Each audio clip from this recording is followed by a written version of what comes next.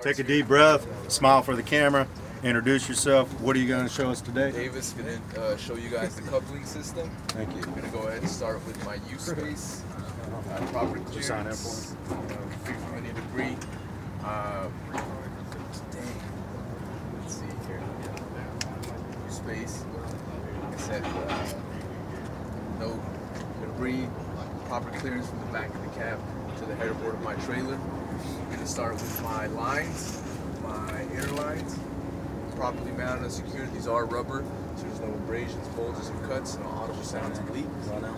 My electrical line, so it is electrical. There's no fraying, cuts, or any damage to this. Over there. This completes my hoses. I'm going to go ahead and move on over to the actual coupling system. Move your way, come on over this way. There's enough clearance to frame, so there's enough clearance from my rear tires to my landing gear, so I can make proper left and right turns. I have my coupling system here.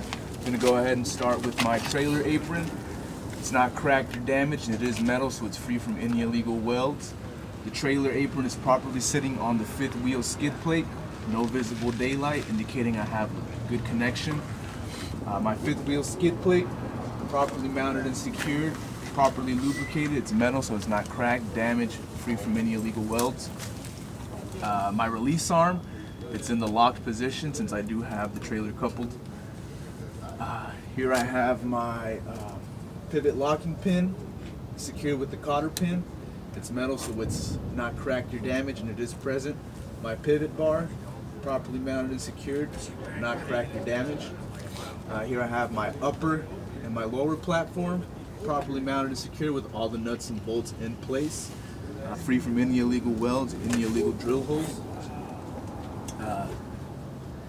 The locking jaws are properly secured around the trailer kingpin in locked position, so that's always good. That's a good thing, man. I agree. And this is a stationary fifth wheel system, so I have no air line and no air piston. Good. Oh shit. The kingpin itself is the only other thing, right?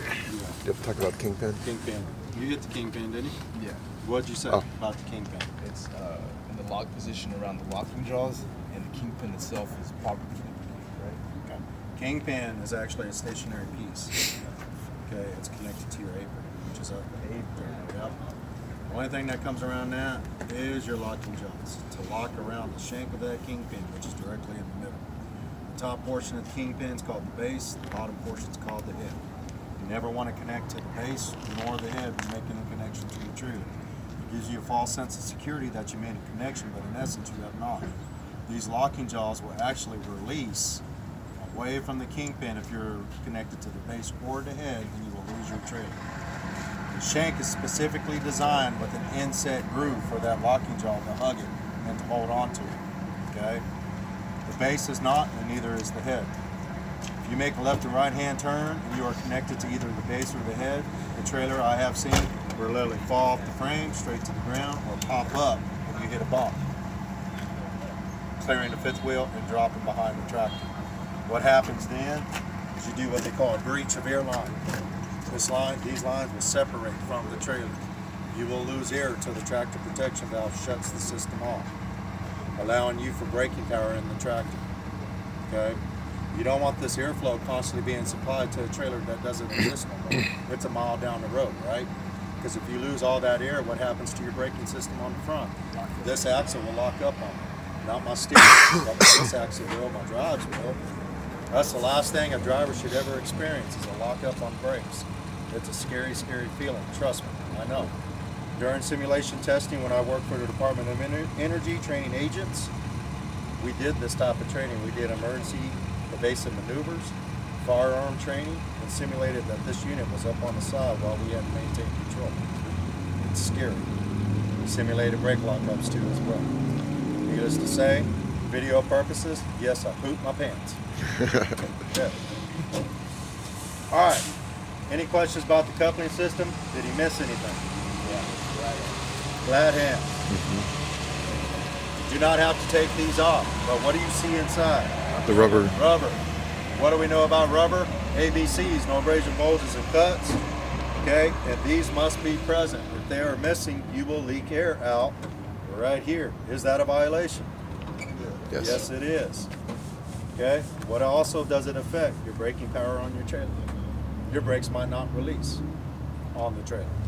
Okay, always check your grommets. On test day, you do not have to remove these glad hands to tell your examiner the rubber grommets are present. You would just explain to them. Inside here, I should see 2 rubber grommets. Since they are rubber, no abrasion, bulges, and cuts, and no audible sounds of leaks. On my electrical, you do not have to pull this. No burns, cuts, frays, or loose connections. And one more thing you miss, none of these lines should be dragging my catwalk.